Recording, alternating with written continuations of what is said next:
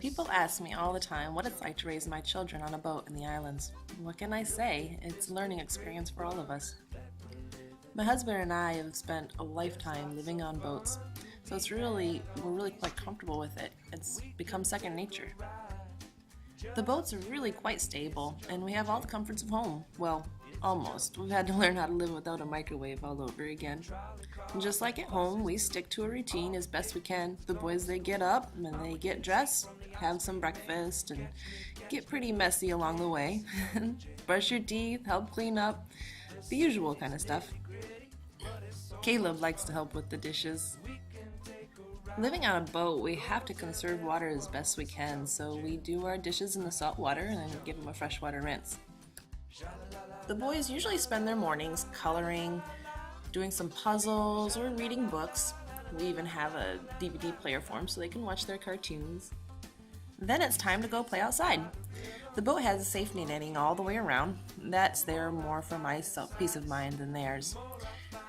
And when the boat's at anchor, we don't make the boys wear their life jackets. In the water is another story.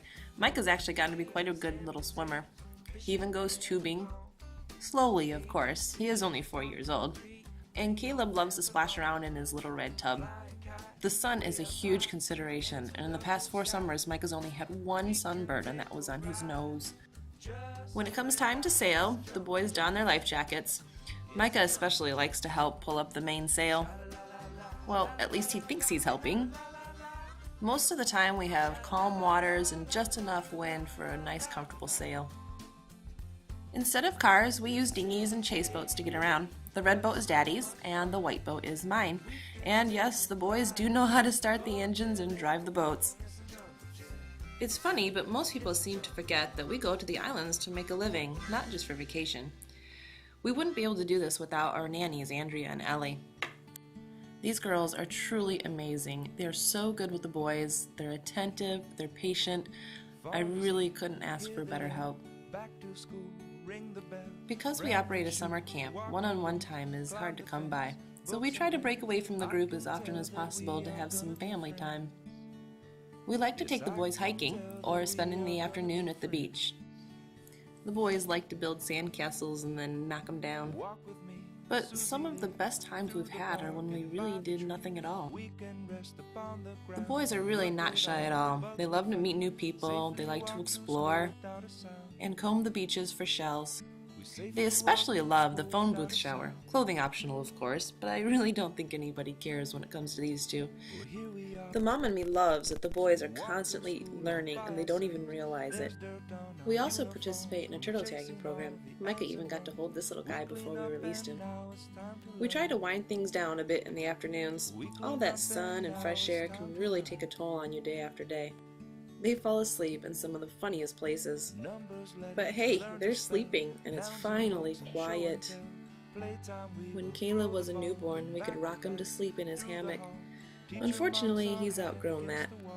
SeaTrek is a family within itself.